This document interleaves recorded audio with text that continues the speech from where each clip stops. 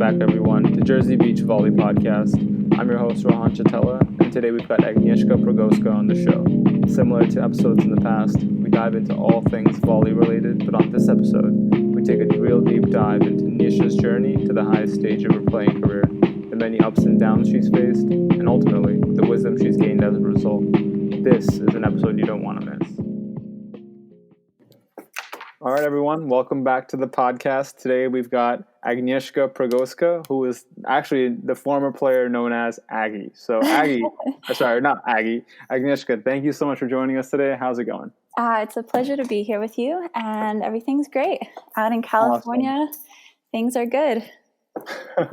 Weather's nice. The beach is not open fully, but you can be on the sand occasionally and stuff. Get the sand between your toes, right? You know what? It's like a tease because since quarantine, they actually shut down all the beaches, so you can't even walk on the beach. What? Oh my God. Yeah, it's a bummer, but we're hanging in there. Hopefully, the mayor opens up for us, at least just to run around and actually get our legs back a little bit. Yeah, that's the worst. I think that's like the biggest worry for most beach volleyball players is you spend maybe 3 months getting your sand legs and then within 2 weeks they're gone. So it's... Oh, totally. But you know what? Thankfully, everybody's kind of on the same page unless you have your own private beach, which there are a few players that do. Yep. Those are the ones with the deep pockets, I bet, possibly. Yeah, or court and stuff. The good life. Definitely. Oh, absolutely. Or private development somewhere, but we're doing what we can without the beach. Yep. Yeah, that's awesome. Well, again, thank you again for spending your Sunday afternoon with us. And I guess my first question before we dive into the other stuff is: are you starting to go crazy yet? Because I know in Jersey, like the season's supposed to start right now, and like AVP season's supposed to start right now, but. Are you going crazy yet? Yeah. How are you? How's it going? It's a great question. I don't know. I think going into this whole quarantine thing and not knowing if there will be a season, I think my expectations were just to, stay fit, do what I can with what I have. And if there is a season and if there is a time they'll open it up again, that's when I'll put my head down and really grind, like on the beach. But I just didn't want to get my hopes up. So I've been patient, and although I miss it, and it kind of sucks because last weekend would have been the season opener here in Huntington Beach. I don't know. It's been a nice change of pace, and I think also mentally to go into the season in a different manner, not knowing if you're starting, but still staying as fit as possible. It's been kind of a challenge, and I think a challenge in a good way. I think that's the perfect way to phrase it, because every year we kind of go through this routine. We have a preseason, we get all those tournaments in to get ready for the AVP or the GAP season, whatever it is, and all of a sudden there's this monkey wrench, and no one really knows how to maneuver it. So it's like a level playing field essentially. So yeah, absolutely, absolutely, and it's been good because I think. Especially on the West Coast, since it's almost like a full year-round sport here, to do something different and not having that pressure on you, starting in January where you're like, okay, you have this many months to really get in shape and get ready for it.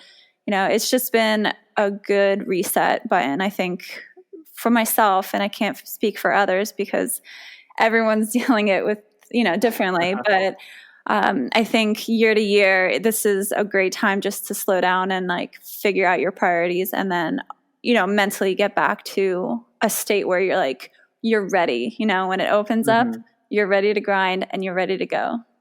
Gotcha. Yeah, no, I think that's perfectly said. What would you say is the general vibe in the beach volleyball community in Hermosa right now? If you had to kind of characterize that? I know you can't speak for everyone, but is everyone kind of cabin fevered up, or is it just like people are taking it chill?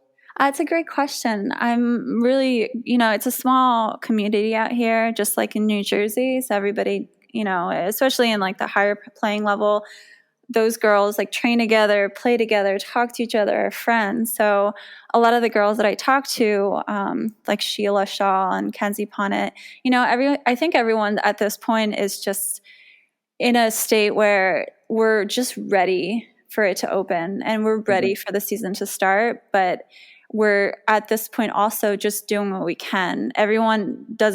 We just don't know when anything's going to be opened up. And honestly, from the things that our mayor is telling us, that phase 4 is when volleyball tournaments can start. But that timeline is not even in our realm right now. So I think it's just more hopeful for us to get some type of a season in right now. And we kind of joke about it, saying like, hey, well, we can't be in big groups, so how is it possible to have like a big tournament? And then, so we're kind of going through different phases of, what if they do open it up? Will it be just like a small tournament? Will it be only invite only, or the top 8 girl teams, and guys teams on the AVP? We just don't know. So we're just trying to take it day by day and just keep supporting each other to motivate each other, kind of get outside and work out and do what we can off the beach. Yeah, no, definitely. I think it's a similar situation here. So we're waiting for Governor Phil Murphy to give us guidance, and he's definitely has that motto of let's stick with the data. Data determines dates, and I think your mayor kind of has that same plan. So right. We shall see.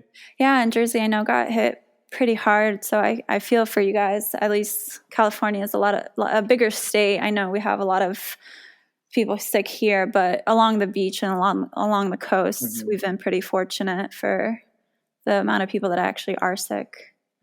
Yeah, I mean, as long as we're staying safe and healthy, I think that's the ultimate win for this Corona season. So yeah, absolutely. Day by day.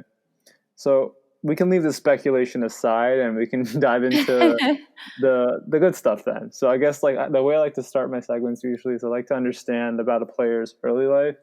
And so if you could kind of just walk me through your childhood and, maybe talk about where you're from and just kind of who you were as a kid growing up. Yeah, absolutely. So I was born in Warsaw, Poland, and I came over to the States when I was almost 7 years old. So when I came over here, I always had volleyball be a part of my life, even when I was a child, because my father played professionally for 10 plus years, on different teams in Poland and traveling and all that. So it's funny kind of comparing my life right now and growing up to my dad's, because I just, you go to these tournaments like every day and every weekend is something. You're on a road trip to some tournament, in the state or out of state. So it's a very similar lifestyle that he lives. And so growing up, I always had volleyball as, just being a part of my life along with other sports, but it was always just like my number one sport, that and also soccer, which is kind of ironic, but just growing up, my dad liked soccer and kind of threw me in there. So it was kind of fun bouncing back and forth.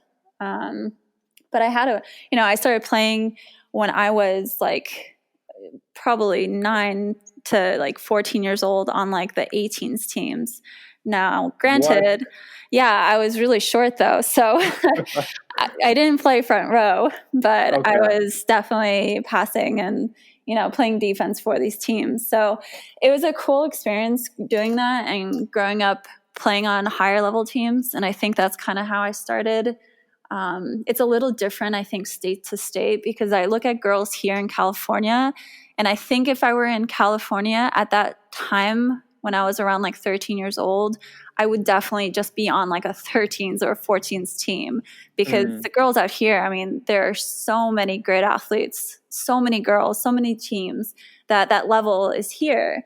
It's just, I think in New Jersey, volleyball had a slower start, smaller state, limited players. So I did what I could with what I was given, I think.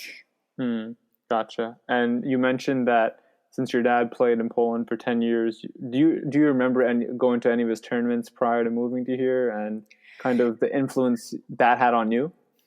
You know what? It's really hard for me to remember a lot of that, because he, I think, stopped playing a few years before I was born.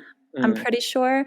I actually never really asked him like the exact timeline, because when I was born, a few years later, my dad came to America for about 2 years. So I didn't actually see him when I was like 4, 5, 6 years old. Gotcha. Because he was in America. Yeah.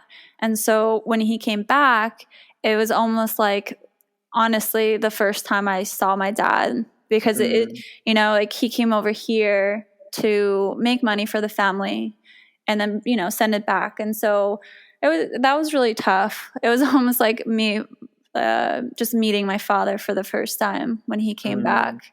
And so I don't remember any of his volleyball, but you know, everything that I've talked to him about and the passion that he did or he had, and then him coaching me throughout my entire youth, it was almost like I understood the passion that he had and the level of expertise that he had for the game.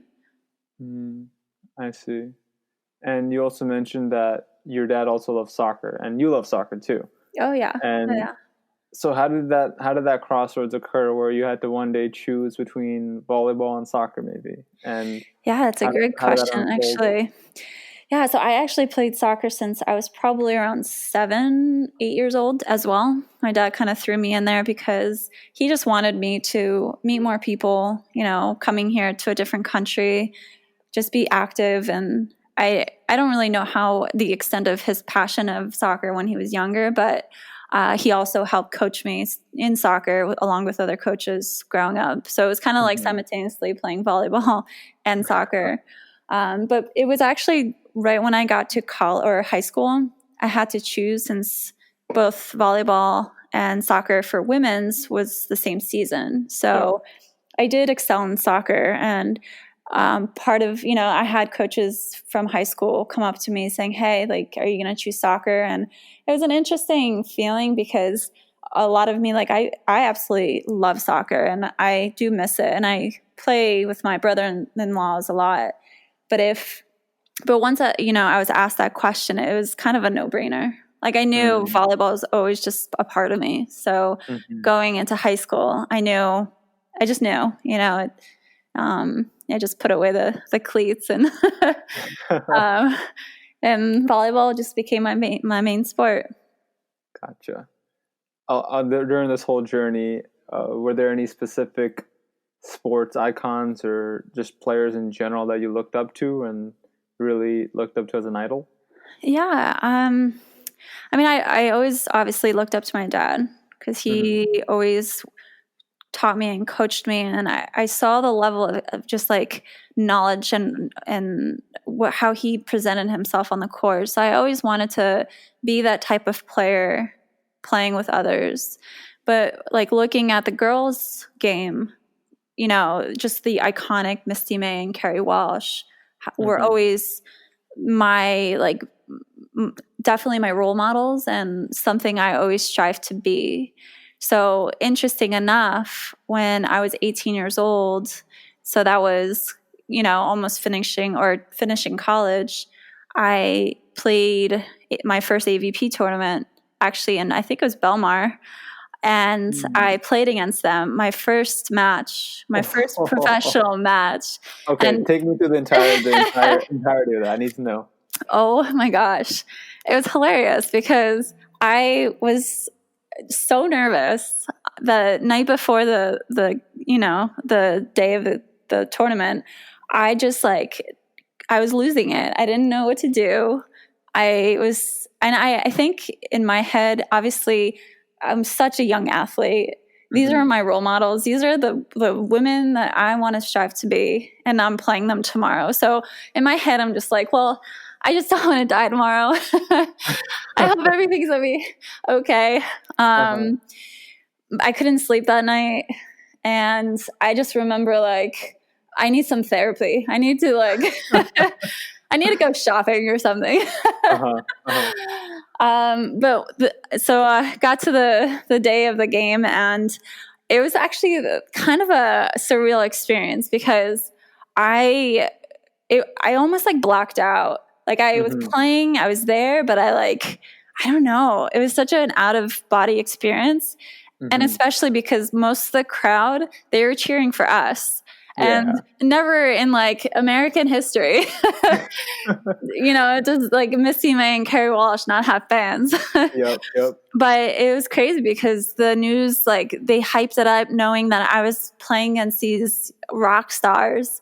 So I Like had the hometown hero, yeah, like it the was mythical legend. yeah, it was the coolest experience. Like I remember having like 20 to 30 fans like on, and I just remember Carrie Walsh just like looking up at them. I'm like, what is going on right now?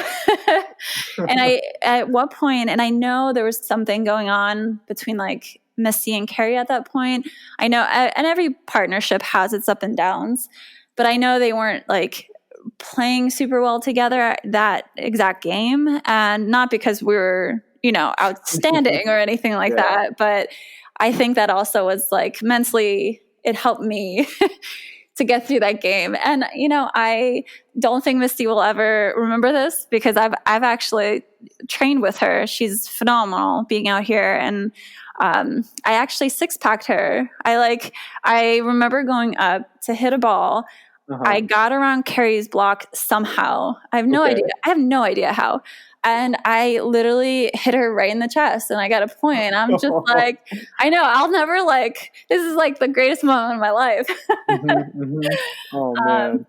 Yeah, but I mean, needless to say, we lost. I think the scores were 16-21 and maybe like 9-21. At least we didn't get like entirely crushed, but it was like a really cool experience. Oh man, that's an awesome story. That's so cool.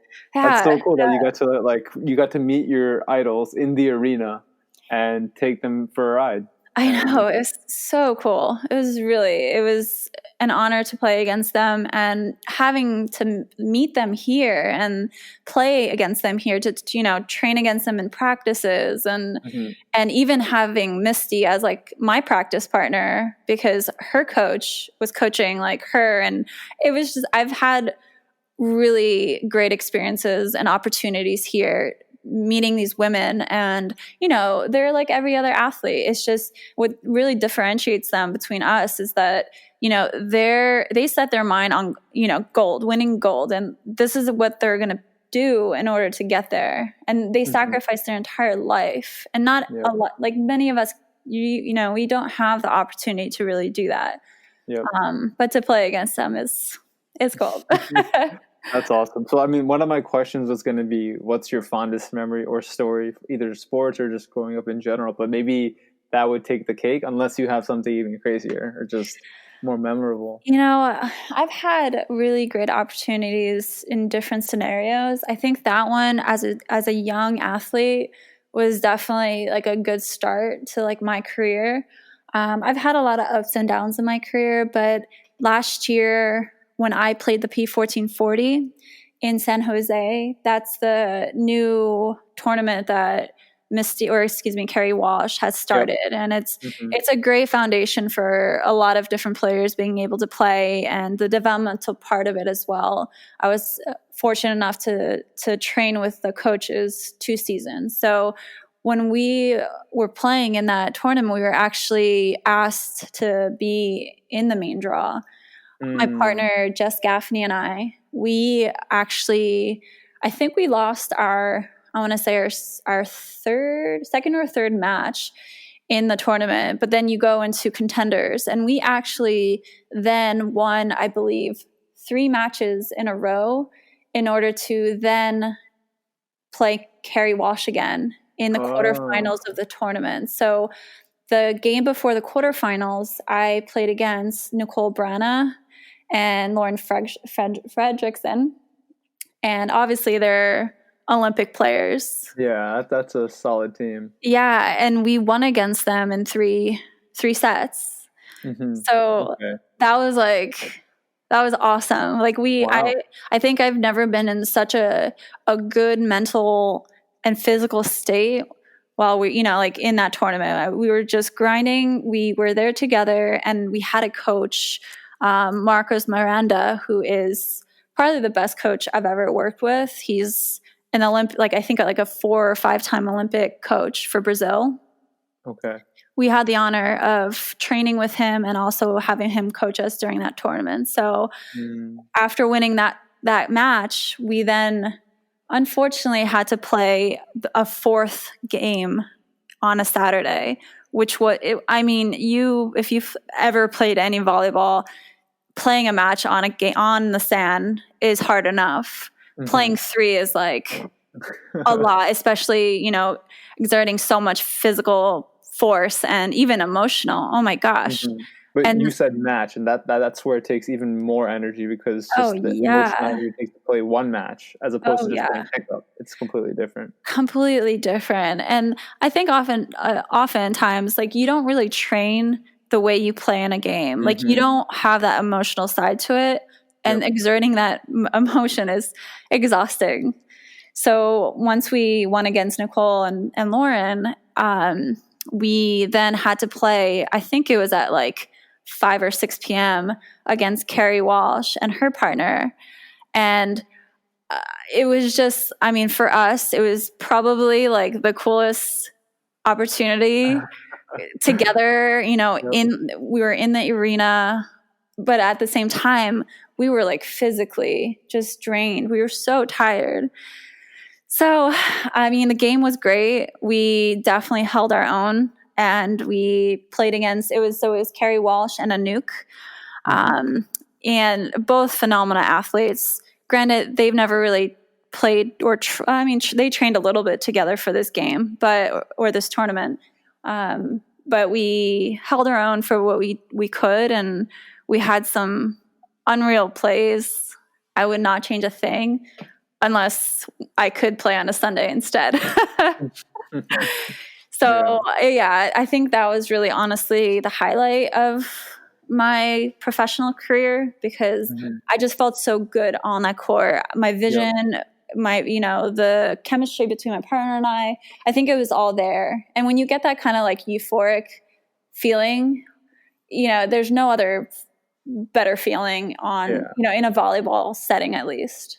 So, I think that was the best tournament, probably the best highlight of my career so far.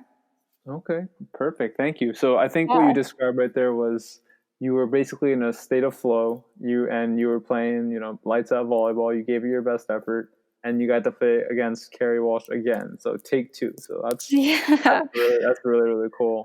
Yeah, but that's kind of like a peak or like a highlight experience. There's so much work that you put on behind the scenes to even get there. So that's what I'm interested in now. So if we could take it back a little bit to maybe the early stages of beach volleyball and how you got your start on the sand in New Jersey. Yeah, so what was that like? Your first tournament, who you were playing with, who taught you the game, that kind of thing.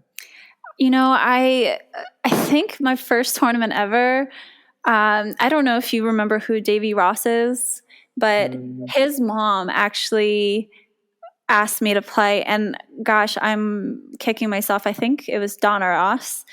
And so I think played like a AA tournament. And I think I was like 14 or 15 years old. And I was like, hey, I've been training a little bit on the beach, playing. Indoor was definitely, the sport that I really focused on at that point. But beach volleyball, I was around it because my dad took us to the beach every single weekend. And so I always played pickup. But I played that tournament with her, and I won with her. So after that, I actually then started playing, I want to say it was Katie Seaman. And I can't really remember exactly because it's been just obviously so long. But she played indoor, and she was a libero and really great player. So I think she and I played open together, and that's kind of how everything started. I know I bounced around with partners a lot at that point too, but I definitely played as like pretty much every single weekend of the entire season on the beach, whether it was pickup or if there was a tournament. So I think when I was maybe 16, it was the first time I won an open tournament. I think it might have even been the same season when I played the AA. But it was almost like it was a catalyst to, knowing that I'm good enough. Why not keep playing this? I love the sport. I love being, on the court with just one other player, not 6. So it was kind of just the early stages of playing. And obviously I didn't have coaching. You go out in Jersey volleyball, you play probably Saturday, maybe Sunday, and then most of the week you don't do anything. Like, it's hard. The beach is not very close to everybody. I think we lived around like an hour and a half away. So that's kind of where I started. And then when I went off to college, every single summer, I ended up actually going to California. So I spent probably 2 or 3 consecutive seasons during the summer in California. And I actually started playing with the youth national team for USA here. And at that point, I wasn't playing for my national team in Poland yet. I never actually competed in a tournament for USA. So I was just eligible to train with them and get all the fundamental experience that I needed from coaches over here.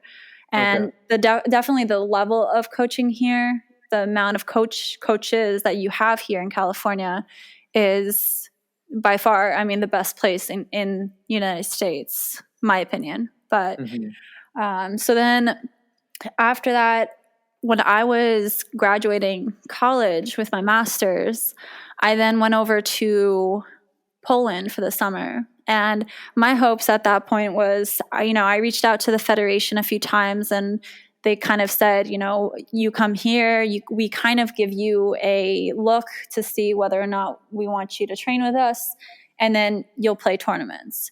And so I went out there, I met one girl, and I actually really don't remember how I met her, but she and I played a few tournaments right when I got to Poland in different cities. And then one day I got a phone call from the national team coach, and she's like, "Hey, I want you to train with us. I have a partner for you, and you have to play with her. Do you want to?" Come on, hands down. Of course. Who wouldn't say yes?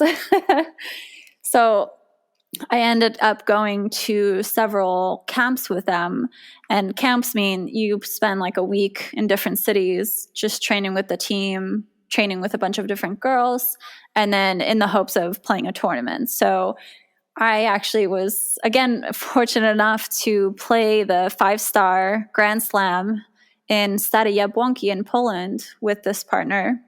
We were in main draw because Poland was eligible for, I think, 2 or 3 wild card teams, I think 2, to play in the tournament. So I just played automatically in the main draw. And I think it was probably the most nerve-wracking experience of my life. And I think it's because mentally I wasn't ready yet. Physically, I don't know if I was ready yet. And being in a foreign country, although it's my home country, it was hard. I was there for 3 months. I met some friends, but all the traveling and not really having a support that's like close to you, my father was here, my mom was here. That was really hard for me. So going into the tournament, like, I was so excited, but I speak Polish and I speak fluently, but it's a different language because I don't know the very proper way to speak, and I don't really understand when they are joking around with me. And so there was a lot of disconnect between my partner and I. I don't think we got along as well as we could have. So that was really hard going into that tournament. And I don't know, I think my biggest fear or my biggest issue was fear, and fear of not being good enough, fear of not playing well enough. And all athletes go through a lot of different stages, growing up as just a youth and trying to become a professional. And I've gone through plenty of rough stages. And I think that's one of the biggest things and hurdles that I've had to overcome. And I still have nerves and anxiety, but having the fear of not being good enough has really affected my play in very big moments. And so I think when I say that the P1440 tournament that we played in the quarterfinals in, that I think was probably the highlight of my career, because I was in a state where I could play so freely. And not a lot of players can say that if you play with fear, when you never feel good enough unless like you feel like you have to win. And so I know I'm going on a rant right here, but it's been it's been a real big challenge in my life as an athlete. So even playing and competing in California, you always like look at the other girl. Why, like, why is this partner not asking me to play?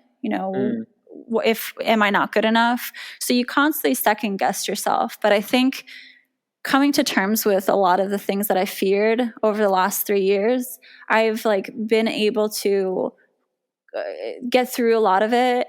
I've had also like a mental coach who has helped me within like the last 2 years, like on and off, like calling him before games if I'm like not in the right mindset. He sets me back. He like balances me and says, like, what is fear, and why are you feeling this way right now? And a lot of the obstacles that I think players go through is the fear of failing, but you already put that in your mind when you're playing. So I had to kind of take a step back and say, if I choose not to fail, I won't fail.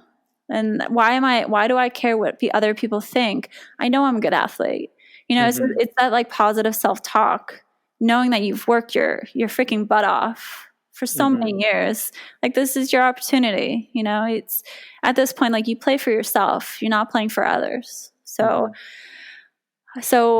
yeah, Poland was a real, I think, the start of like a battle for myself, like mentally and internally. It was a great. It sounds like Poland was probably maybe like the experience that really opened up your eyes to the professional side of being an athlete. Like, so if you were to compare and contrast your experience from the first time you played Kerry Walsh when you were 18 years old, it was just a wild ride of excitement, of naivete, and just kind of, you're a young kid and you're just reveling in the excitement of even having the opportunity. And like, that's so much more different than from being a professional when all eyes are on you. There's a mic. It's basically like you're under a microscope. You're expected to perform and all those things that didn't exist when you were just loving the game for the game. That's one way it completely changes. So I thought you gave a very honest account of what a lot of athletes go through, and most people don't realize that it takes, and you have to overcome those hurdles. So I really appreciate the honest account of that. That's really cool, and I'm sure people who are hearing that, it's good to know, because you're not going to get to the highest level of anything without also having to encounter some of those obstacles. Yeah, absolutely. And this is probably the first time I've ever really expressed what that experience meant to me. It was a really exciting opportunity, but it also was probably like the hardest one I've experienced. And I think, one of the biggest things was, your main court, I'm playing for the home team. You are literally on the main stage with hundreds and thousands of like people watching you and chanting. And then like, they're diehard fans over there. And when you're losing, it's like they're losing. So the disappointment of not winning games, it really takes a toll on you as a player. And I think I was so defeated how I played, because I knew, and deep down, I'm a different player than what I'm experiencing right now. So like everything that people saw of me, it just wasn't me. And it's a shame to go through that. But I think at some point in your career, you will have everybody just like looking at you and pointing fingers and saying, I thought you're this player. I thought you were this certain way. And you just kind of have to like let down your guard and not care anymore, because you're not playing for those people. You want to play because you freaking love the game. You love the feeling of being on that court with your partner, knowing how much you've sweat, how much work you put in. So it's definitely been an up and down, roller coaster, but I'm excited for what is to come. And I think I've come to terms with a lot of the things that I've had to go through. And it's funny enough, my husband and I who I recently married, this week and I had like this talk about fear and about being a role model to others. And he looked at me and asked, like, why don't you think you're this person? Because everybody does look up to you. And I don't know, I think for me, it's just like, I don't want to let other people down. And I often also think, there are better players than me out there. And I know that everybody has their strengths and weaknesses, but it doesn't take away from everything I've already achieved and how good I actually am. So it's just like a self-reflection of everything that I've gone through. So maybe this quarantine has been a good thing. No, that's honest and raw. And I think the other thing too that kind of you're mentioning is you never know who is looking up to you. And that's like a kind of the invisible force of influence or being a role model. You never know who's looking up to you. So it's up to you and just everyone in general to maintain that kind of that strong role model status or keep doing what you're doing and leading by example, because there could be some kid who is 8 years old right now and knows you, and you could be the reason that they go on to become an AVP superstar. Like you just never know.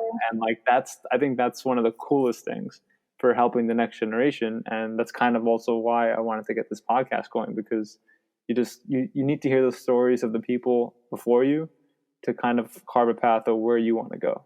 Absolutely. So. I just won't let them win against me. No, just kidding. Exactly. They have to earn it. Yep. So backtracking a little bit, I'm interested a little bit in understanding how you gathered the courage or the kind of the execution to eventually, make your dream of moving to Hermosa and pursuing beach volleyball full-time a reality. How did that happen? Was it kind of just overnight one day, or was it something that was on your mind for a while and then one day you decided, let's just do it? Because that's something a lot of people are struggling with. Yeah, it's a really great question. So, my thought to move to California really honestly started when I got to college. Like every single summer going to California, I wanted to be here. But in my mind, I always thought that you should finish school first. School education is, I think, the forefront of everything, because if you have your foundation, you can go off and do what you want. And then that could be something you fall back on. So for me, and everybody's story is different, I had to finish school. I chose to finish a master's degree right after school, just because the school NJIT, they offered to basically put me into this program, which I really wanted to be in, and help me out. So for 2 years, I stayed doing that. And the whole time in my mind, I was like, okay, well, I am getting older, but I'm still young. And I know that with volleyball, the older you are, honestly, the more experience you have. So it's not like I have a timeline yet. So finishing my master's was it was my priority. But again, everybody's, story is different. And I think going back to school at some point is hard. It's harder than just getting it done. And I don't regret any of it. And I think going to Poland that summer, right when I finished my master's, was kind of the start of what I wanted to do. But then when I came back from Poland, in my head, I was like, I don't feel ready yet. And I chose to get a really good career. And I did. I actually worked with a company in Washington, D.C. for 2 years.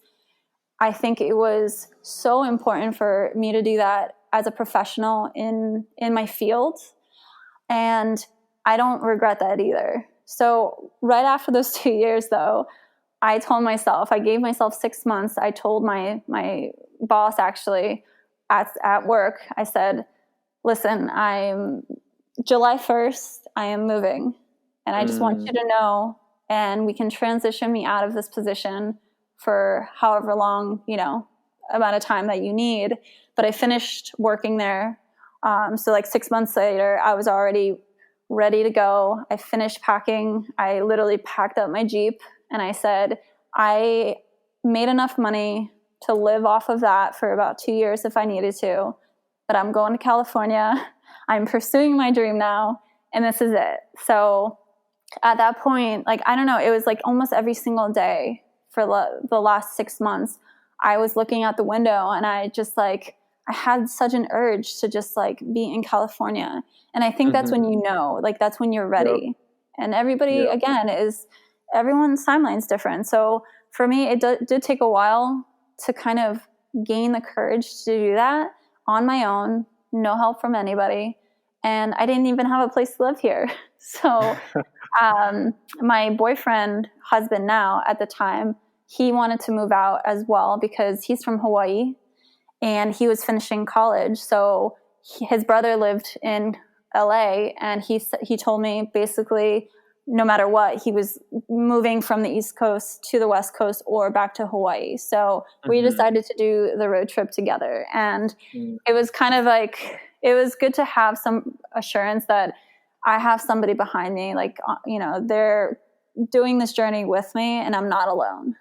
And I think it's hard for people to come out here. And I don't know how I would have done if I came out here myself. But the first week I moved out here, I actually met some of my best friends who are like my best friends now from California. And they put me into different groups that I was able to start training with. I started training with them, and they're good players. They're not like the top level players, but as you probably heard from other players that have come out here, you really have to grind. Like, you can't just get into groups. Everything here is very cliquey. If they don't know you, you have to, like, it's like a rite of passage. You got to work your butt off to be in their group or even be asked to be in their group. So it takes a long time. And so for the first year, I just like bounced back and forth with different groups. And I eventually started getting asked by better players because there's a whole new ball game out here. Jersey volleyball, I mean, you could be, you know, winning first place over there, but, you know, when you come out here, you're kind of like a dime a dozen. And so you really have to work hard in order to get there. And work-wise, I didn't have a job yet, so that was kind of another stress along, you know, that whole journey to find a job. And eventually you do. But my industry was a little bit more niche, so it was kind of hard for me in the first year. But again, it's a sacrifice. You know, you leave all your friends, you leave your family behind, but they'll always love you. And you grow up, you figure it out, and no one's going to let you fall. As long as you are there and asking, you know, either for some support, no one's going to let you fall. And, you know, I made it. It's been almost, I think, 5 years since we've been out here, and we created a life out here. And it's not, like I said, it's not easy. And I've known people to move back out from like California to the East Coast just because, you know, it's expensive here. And if you don't get into groups in like the volleyball world, like it could be really rough for you for a long time. So, but like, I don't want to discourage anybody because it's actually great to see now that there are a lot of different developmental groups, especially with P1440 that Carrie Walsh has established to really get different level players in groups. And that's how you start meeting different athletes. And that's how you start getting your name out there. And you just have to grind. It's all mental at that point because physically, you know, you could play literally every day if you wanted to out here. When there's no quarantine, there's usually nets up. Yeah. It's a different story right now. They actually cut all the nets off. Oh, yeah. I think I saw that. That's just, that's literally like the saddest thing that could happen to a beach Oh my God, it's so sad. Because we were talking about, well, once we are ready to go back to play, like there's no nets to play. They literally just chopped everything down. Honestly, at that point, just even standing on the sand is going to be totally just put like a string across. But you also mentioned that, you know, balancing work and having like a career and trying to play professionally, that's not easy. And there's definitely a group of people within the AVP, like the whole tour and just in the beach volleyball community who moonlight. They have their entire career and like they excel at their career, but they also excel at volleyball. And so what's that balance like? Because for most people who are on the tour, they're not going to make a living off of volleyball. That's just not possible. Right. It's only the top 4 to 6 people on both the men's and women's side. So what's that community like of people, professionals? Yeah, I mean, I would say there's a handful of girls, and I mean, I don't know some of the girls' lives, and I don't know what is paid for and what is not. But, you know, some of them have it easier than others. They don't have to work a job. They can really focus on just training. They have some like monetary support that will pay for coaching, pay for traveling and all that. So not having a full-time job and the stress of the full-time job, it's for them, I think, an advantage. But then there's majority that do have to somehow supplement. And like you said, you know, we don't really get paid. Even if we play really well, that little amount is not even going to cover like rent for a year or the summer. I mean, it's hard. So depending on what kind of job you have, I think the flexibility of certain jobs is a blessing. Like I do train full time. I make it work, but I also work full time. And some days are harder than others. There are times where I'm like, I cannot train. And, you know, you never want to do that to any group. So I really try to make sure I time my practices so that it does not at all affect my work. Because at the end of the day, volleyball is just a passion at this point. I mean, you make money. I've had a few good seasons, but then at the same time, the seasons that I didn't make money, you know, it's just like it doesn't cover anything. So I would say like being in sales for like me, it's been better for scheduling wise. Like I can train, focus on my work, get my work done, and then focus on volleyball. Other players, you know, they grind having to work. You know, a lot of the girls, they're waitressing or, you know, trying to coach part-time. It's hard.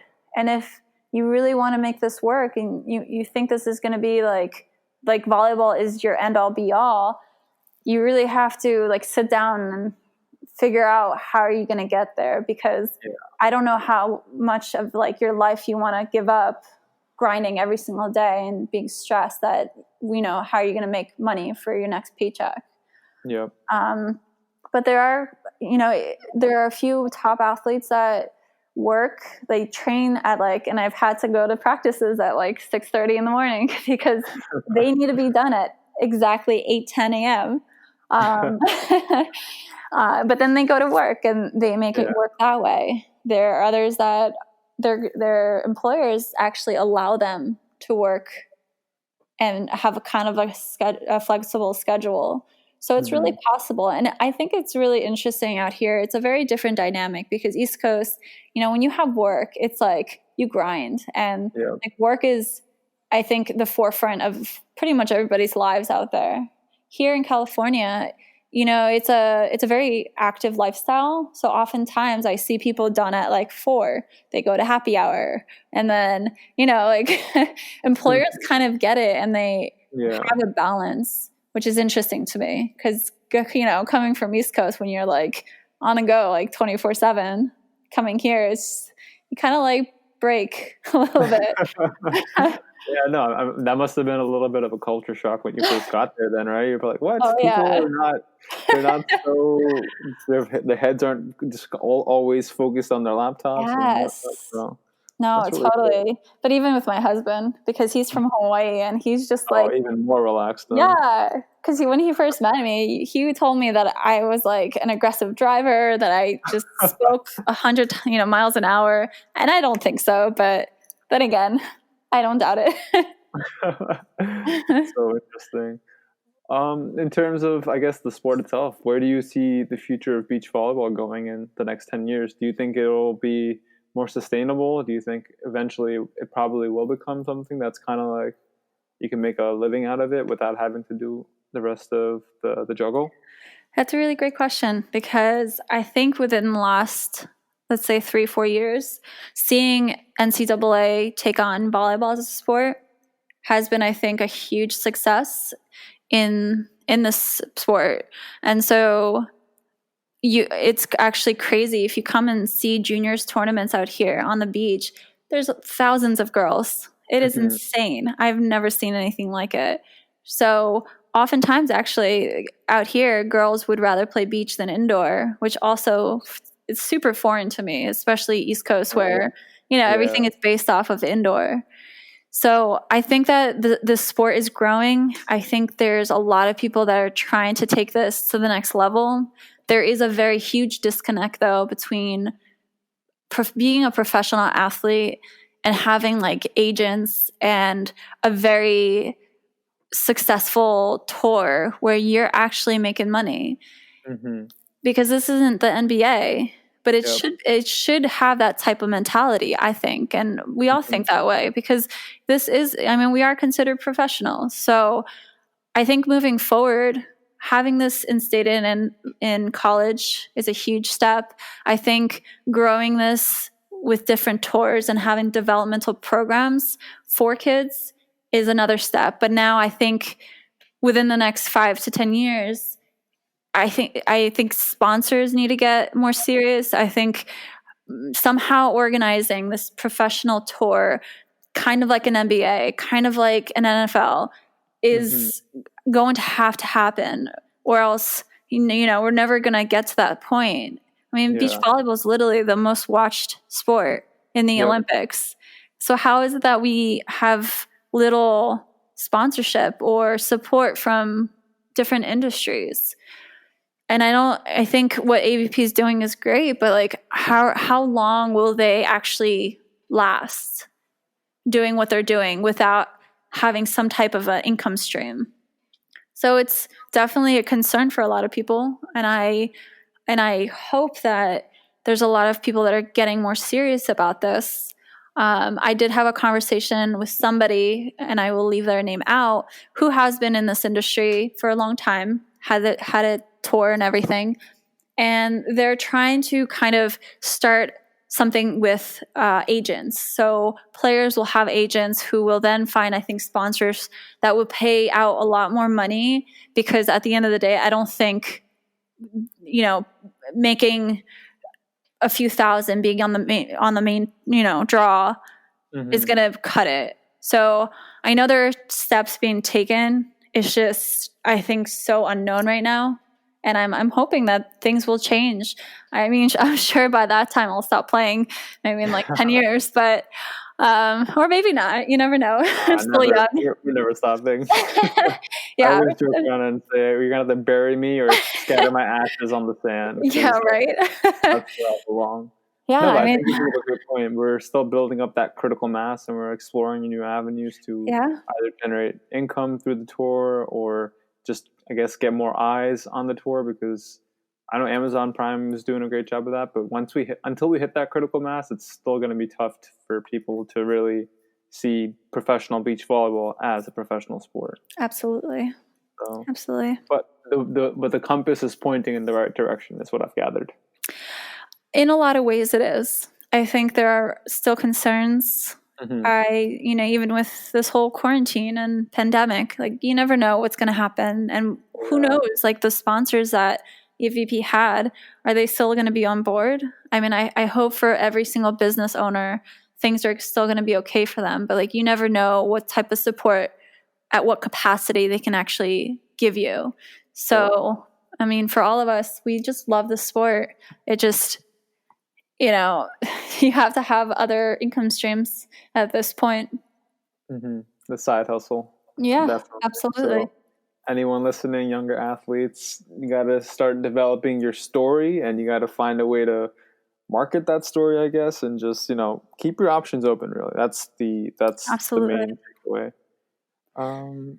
I know we're getting closer to the end of time as well, but I kind of want to just circle back a little bit on the East Coast, back to New Jersey. Sure. So, playing on the Jersey Shore growing up, what was your favorite East Coast tournament memory?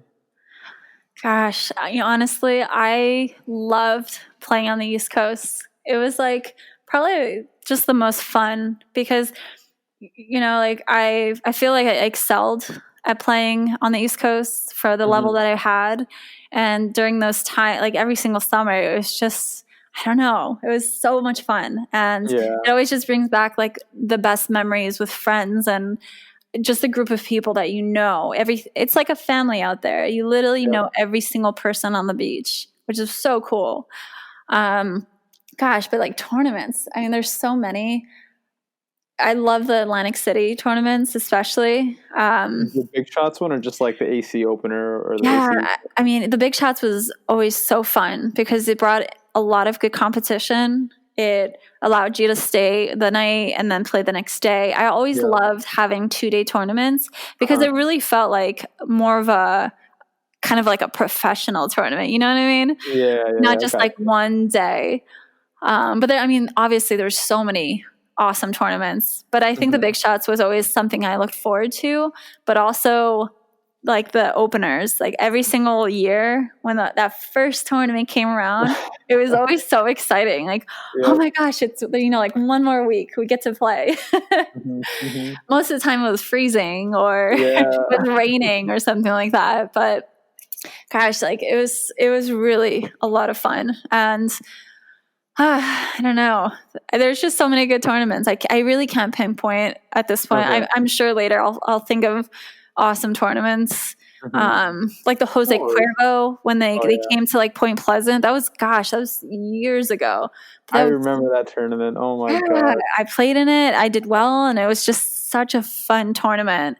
But yeah, I think every single year they do a really, really good job, and Wayne and the family are expanding it and just like I give them a lot of props for doing what they do and really allowing everybody to play because they're literally the only tour that we had out there really besides East Coast with Rich Hiles or East End, sorry.